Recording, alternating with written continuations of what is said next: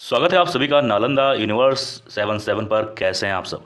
आज हम बात करने वाले हैं इंडियन पॉलिटी, भारतीय संविधान यानी कि भारतीय राज्य व्यवस्था का अगला एमसीक्यू वीडियो। दोस्तों कैसे हैं आप सब। आज यह एमसीक्यू जो होने वाला ये उपराष्ट्रपति के ऊपर ज़्यादा ज़्यादा उस पर फोकस किया जाएगा और उपराष्ट्रपति से संबंधित जितने भी सवाल हो सकते हैं सभी सवाल यहाँ पर आपको देखने को मिलेगा। दोस्तों जैसा कि मैं आप सभी से हर वीडियो की शुरुआत में कहता हूँ, यह वीडियो हर एक एग्जाम के लिए इंपॉर्टेंट है। ठीक है, तो ये वीडियो अपने दोस्तों के साथ जरूर शेयर करिएगा, चैनल को सब्सक्राइब करिएगा। तो चलिए शुरू करते हैं आज का यह वीडियो। अब प्रश्न नंबर 1 है कि भारत के उपराष्ट्रपति की स्थिति की तुलना किस देश के उपराष्ट्रपति से की जा सकती है। बहुत ही शानदार सवाल है। तो प्रश्न 1 का सही उत्तर होगा ए यानी कि संयुक्त राज्य अमेरिका। काफ़ी आसान सवाल था, अगर जो बच्चा थोड़ा बहुत पढ़ाई करता है, पॉलिटी अपडेट रहता है तो उसको मालूम होगा इसके बारे में। प्रश्न नंबर 2 है भारत के उपराष्ट्रपति का पद। दोस्तों प्रश्न नंबर 2 का सही उत्तर होगा ए यानी कि संविधान में प्रारंभ से ही है। जब संविधान हमारा बना था उस वक्त से ही उपराष्ट्रपति का पद जो है ऐसा नहीं कि बाद में डाला गया है। प्रश्न नंबर 3 है आप सभी के सामने, उपराष्ट्रपति पद की अर्हता के संबंध में क्या सही नहीं है। ध्यान दीजिएगा। अब देखिए मैं बार बार अपने कई वीडियो जो भी आप हमारे वीडियो देखे होंगे या नहीं देखे होंगे कोई बात नहीं, मैं बता देता हूँ। जिस सवाल में नहीं शब्द का इस्तेमाल हो भाई साहब वहाँ पर आप रुक जाइए 2 मिनट, उसको ध्यानपूर्वक एक बार पढ़िए फिर उत्तर दीजिए। तो 3 का सही उत्तर होगा, 1 मिनट, 3 का सही उत्तर होगा सी यानी कि राज्यसभा का सदस्य हो। यहाँ पर नहीं पूछा गया तो ध्यान दीजिएगा। प्रश्न नंबर 4 है उपराष्ट्रपति। तो प्रश्न नंबर 4 का सही उत्तर होगा डी यानी कि सांसद या संसद सदस्य नहीं होता है।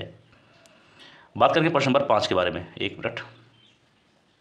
यहाँ पर है कि उपराष्ट्रपति के संबंध में निम्न में से कौन सा कथन सही है। 5 का सही उत्तर होगा बी यानी कि वह राज्यसभा का पदेन सदस्य अध्यक्ष होता है। प्रश्न नंबर 6 है राज्यसभा की बैठकों का सभापतित्व कौन करता है। ठीक है, मतलब उस राज्यसभा का जो बैठक होता है उस चीज़ की अध्यक्षता कौन कर सकता है, पूछा जाने का मतलब ये है।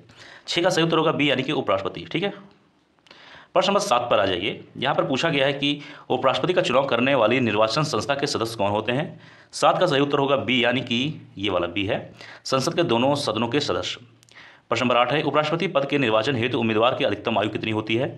8 का सही उत्तर होगा डी यानी कि कोई सीमा नहीं है। देखिए मिनिमम आयु होती है कि जैसे इतना वर्ष होना चाहिए उपराष्ट्रपति के लिए, लेकिन मैक्सिमम आयु कोई नहीं होती है। उपराष्ट्रपति का निर्वाचन कैसे होता है अभी उसके बारे में हम लोग बात करने वाले, परेशान मत होइएगा। 9 सवाल है उपराष्ट्रपति का निर्वाचन कैसे होता है। 9 का सही उत्तर होगा बी यानी कि अप्रत्यक्ष रूप से। अप्रत्यक्ष रूप मतलब जैसे हम लोग यहाँ पर वोट डालते हैं, जब सांसद विधायक का चुनाव होता है हम लोग खुद जाके वहाँ वोट डालते हैं, लेकिन वहाँ पर ऐसा नहीं होता है। आपने कभी सुना है कि कोई राष्ट्रपति या उपराष्ट्रपति का चुनाव होता है उसमें आम इंसान कोई जाकर वोट देता है ना, ऐसा नहीं होता है। तो ये चीज़ ध्यान दीजिएगा, वहाँ पर अप्रत्यक्ष होता है। और यहाँ जब हम लोग सांसद विधायक का चुनाव करते हैं तो उसे कहते हैं प्रत्यक्ष रूप से। प्रश्न नंबर 10 है उपराष्ट्रपति पद के निर्वाचन हेतु कौन सी पद्धति अपनाई जाती है। 10 का सही उत्तर होगा डी यानी कि समानुपातिक प्रतिनिधित्व एवं एकल संक्रमणीय पद्धति। प्रश्न नंबर 11 है उपराष्ट्रपति पद के उम्मीदवार के नामांकन को निर्वाचक मंडल के कम से कम कितने सदस्यों के द्वारा प्रस्तावित करना आवश्यक है। 11 का सही उत्तर होगा डी यानी कि 20। प्रश्न नंबर 12 पे आ जाइए। यहाँ पे पूछा गया है उपराष्ट्रपति पद के उम्मीदवार के नामांकन की निर्वाचक मंडल के कम से कम कितने सदस्यों का अनुमोदन प्राप्त होना आवश्यक है। 12 का सही उत्तर होगा डी। ठीक है, 20 ये वाला ध्यान दीजिएगा। प्रश्न नंबर अब आ जाइए 13 पर। इसमें कहा गया है नामांकन के समय उपराष्ट्रपति पद के उम्मीदवारों को जमानत के तौर पर कितना रुपया जमा करना पड़ता है। 13 का सही उत्तर होगा बी यानी कि 15,000। बात करेंगे प्रश्न नंबर 14 के बारे में। संविधान में उपराष्ट्रपति के पुनर्निर्वाचन के संबंध में क्या प्रावधान है। 14 का सही उत्तर होगा यानी कि कुछ भी ऐसी बात नहीं की गई है संविधान में जहाँ पर उपराष्ट्रपति के पुनर्निर्वाचन के संबंध में कोई बात कहा गया हो, ऐसी चीज़ें संविधान में नहीं है। ध्यान दीजिएगा, हर एक वर्ड बहुत इंपॉर्टेंट है, हर एक सवाल बहुत इंपॉर्टेंट है। हम लोग कहाँ थे, सवाल नंबर 15 पे थे ना, 1 मिनट, 14 हो गया था ना, हाँ सवाल नंबर 15 पे आते हैं। इसमें कहा गया है कि भारत के उपराष्ट्रपति के निर्वाचन से संबंधित विवाद कौन तय करते हैं या कौन करता है। 15 का सही उत्तर होगा सी यानी कि सर्वोच्च न्यायालय। काफ़ी आसान सवाल है। प्रश्न नंबर 16 है उपराष्ट्रपति के चुनाव में कौन कौन मतदान करता है। 16 का सही उत्तर होगा ऑप्शन नंबर सी यानी कि लोकसभा एवं राज्यसभा के सदस्य।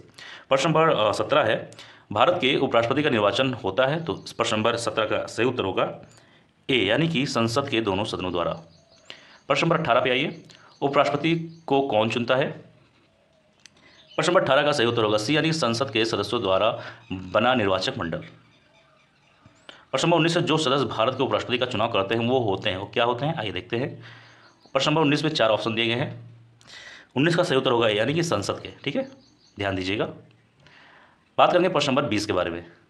इसमें है कि मूल संविधान में यह उपबंध था कि उपराष्ट्रपति का निर्वाचन संयुक्त अधिवेशन में संवैध संसद के दोनों सदनों द्वारा होगा। किस संविधान संशोधन अधिनियम द्वारा यह संयुक्त अधिवेशन की प्रक्रिया को समाप्त कर दिया गया।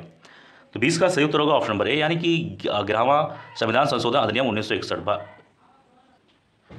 हो सकता हो आप सभी को थोड़ा सा बाहरी आवाज़ आता होगा, तो मैं जहाँ पर रूम लेकर रह रहा हूँ वहाँ पे आसपास थोड़ा बहुत आवाज़ आता रहता है, तो आपको ज़्यादा सोचने की ज़रूरत नहीं है, ठीक है। उस सब चीज़ पर ज़्यादा आप लोग सभी को फोकस नहीं करना है, आपको सिर्फ इस वीडियो के जितने भी प्रश्न हैं उस पर आप सभी लोग फोकस करिएगा। प्रश्न नंबर 21 है कि उपराष्ट्रपति के कार्यकाल की अवधि कितनी वर्ष की होती है। तो प्रश्न नंबर 21 का सही उत्तर होगा ऑप्शन नंबर 1 मिनट रुक जाइए। 21 का सही उत्तर होगा ऑप्शन नंबर बी यानी कि 5 वर्ष। प्रश्न नंबर 22 है उपराष्ट्रपति को पद की गोपनीयता की शपथ कौन दिलाता है। काफ़ी आसान सवाल है, अगर आप सभी लोग थोड़ा दिमाग लगाएंगे तो इसका उत्तर आप दे सकते हैं। वैसे मैं बता दूं, ए होगा राष्ट्रपति। प्रश्न नंबर 23 है कि उपराष्ट्रपति अपना त्यागपत्र किसे संबोधित करता है। काफ़ी आसान सवाल है, अगर थोड़ा दिमाग लगाएंगे तो पता चल जाएगा। उत्तर होगा ए यानी कि राष्ट्रपति। अब बात करेंगे प्रश्न नंबर 24 के बारे में। इसमें है उपराष्ट्रपति को राज्यसभा के सभापति के रूप में अन्य भत्तों के अलावा कितना वेतन मिलता है, मतलब अन्य भत्तों के अलावा कितना वेतन प्राप्त होता है। अब दोस्तों देखिए, उपराष्ट्रपति या राष्ट्रपति किसी का भी जो सैलरी होता है, भत्ता होता है, ये देखिए याद करने वाली चीज़ है नहीं, क्योंकि ये अक्सर एग्जाम में पूछा तो नहीं जाता है। क्योंकि देखिए क्या होता है, ये समय के अनुसार बढ़ता है घटता है और लोग इतना ज़्यादा याद नहीं कर पाते हैं। तो आपको ऐसा नियर अबाउट थोड़ा बहुत जानकारी होनी चाहिए, लेकिन बहुत ज़रूरी नहीं है। तो 24 का जो उत्तर होगा वो है डी, लेकिन आपको डी सही नहीं मानना है, क्योंकि देखिए ये कभी भी ऊपर नीचे होता है, कुछ इसमें बढ़ता है घटता है समय के अनुसार, तो इसको आपको एज अ नियर अबाउट याद करना है। जैसे कि मान लीजिए अगर अभी आप वीडियो देख रहे हैं, आज देख रहे हैं या फिर 2-4 महीने बाद देख रहे हैं, तो मान लीजिए मैंने पूछा उपराष्ट्रपति का वेतन कितना है, सैलरी कितना है, तो आप गूगल पर जाइए उस वक्त जब भी ये वीडियो देखिए, ठीक है। मैं एक बात और बोलना चाहता हूँ, मेरा वीडियो अगर आप देख रहे हैं, किसी का वीडियो देख रहे हैं आप, जो सवाल आपको लगता है कि ये करंट अफेयर का है, जैसे कि ठीक है जो चेंज होता रहता है, वो वीडियो देखिए तुरंत, जिस समय भी देखिए, आज 2-4 महीने 6 महीने बाद, साल बाद, तो उस वक्त जाइए आप गूगल खोलिए, वहाँ पर तुरंत चेक कर लीजिए कि इस समय इसका क्या अपडेट है। अब जैसे मान लीजिए आप इस वीडियो को 6 महीने बाद देख रहे हैं, तो आप तुरंत जाइए गूगल पर सर्च करिए कि उपराष्ट्रपति जो इस समय है उनकी सैलरी कितनी है। तो हो सकता है वहाँ 5 लाख हो, 6 लाख हो या 4 लाख हो, जो भी है, ठीक है। ये समय के अनुसार बढ़ता घटता रहता है, तो इसमें ज़्यादा आपको दिमाग लगाने की जरूरत नहीं है। प्रश्न नंबर आ जाइए, बात करेंगे 25 पर। उपराष्ट्रपति को निम्नलिखित में से किसके समतुल्य वेतन राज्यसभा के सभापति के रूप में मिलता है। अच्छा सवाल है। 25 का सही उत्तर होगा ऑप्शन नंबर सी यानी कि लोकसभा अध्यक्ष। हाँ, ये सवाल थोड़ा बहुत पूछा जा सकता है, क्योंकि इस उपराष्ट्रपति का जो सैलरी वो किसके आसपास, किसको उसी के आसपास या उसके समतुल्य मिलता है, तो लोकसभा अध्यक्ष। ये सवाल पूछा जा सकता है। ऐसे मतलब कोई ज़रूरी नहीं है, पूछा नहीं जाएगा, लेकिन हाँ अगर पूछा गया तो ऐसे सवाल पूछा जा सकता है, कोई बहुत बड़ी चीज़ नहीं है। लेकिन जो अभी हम लोग बात किए हैं कि कितना सैलरी होता है, ये नहीं पूछा जाता है। अब भाई वैसे नहीं कह रहा हूँ कि अब किसी एग्जाम में ऐसे पूछ लिए तो अलग बात है, नहीं तो नहीं पूछा जाता एकदम, मतलब उसके लिए आप बेफिक्र रहिए। प्रश्न नंबर 26 से भारत के उपराष्ट्रपति को 4 लाख रुपए प्रतिमाह वेतन मिलता है, उन्हें निम्न से किसका समान भत्ता मिलता है। तो आसान सवाल है, इसमें ज़्यादा आपको ध्यान देना नहीं है, संसद सदस्य, ठीक है। बात करेंगे प्रश्न नंबर 27 के बारे में। इसमें है कि उपराष्ट्रपति को उसके कार्यकाल की समाप्ति के पूर्व पद से हटाने का अधिकार किसको है। अच्छा सवाल है और कह सकते हैं आसान भी है, सी होगा संसद। प्रश्न नंबर 28 है भारत के उपराष्ट्रपति को पदच्युत करने का प्रस्ताव प्रस्तावित किया जा सकता है। 28 का 1 मिनट सही उत्तर होगा डी यानी केवल राज्यसभा में, ठीक है। मतलब जैसे कह सकते हैं महाभियोग की तरह बात किया जा रहा है यहाँ पर। और जैसे कि महाभियोग जब राष्ट्रपति का होता था तो सदन के दोनों सदस्य और सभी लोग भी उसमें पार्टिसिपेट करते थे, लेकिन जब बात राज्यसभा की आती है तो सिर्फ राज्यसभा के ही होते हैं, ये चीज़ ध्यान दीजिएगा। भारत के उपराष्ट्रपति को कौन निकाल सकता है। अच्छा सवाल है, बहुत अच्छा सवाल है। 29 का सही उत्तर होगा सी यानी कि लोकसभा के सम्मति से राज्यसभा, ध्यान दीजिएगा। प्रश्न नंबर 30 है उपराष्ट्रपति को कार्यकाल पूरा होने से पूर्व पदच्युत किया जा सकता है। तो आइए जानते हैं उत्तर होगा सी यानी कि राज्यसभा के साधारण बहुमत द्वारा पारित प्रस्ताव जिसकी स्वीकृति लोकसभा करे, ठीक है। ध्यान दीजिएगा, मेन होता है राज्यसभा ही होता है, वो तो बाद में वहाँ से जब पास होगा फिर जाएगा लोकसभा में, वो अलग बात है, लेकिन जो मेन होता है वो राज्यसभा ही होता है।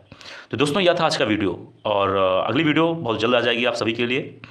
तो दोस्तों मिलते हैं किसी और वीडियो में। आप स्वस्थ रहें, अच्छे रहें। जय हिंद, जय भारत।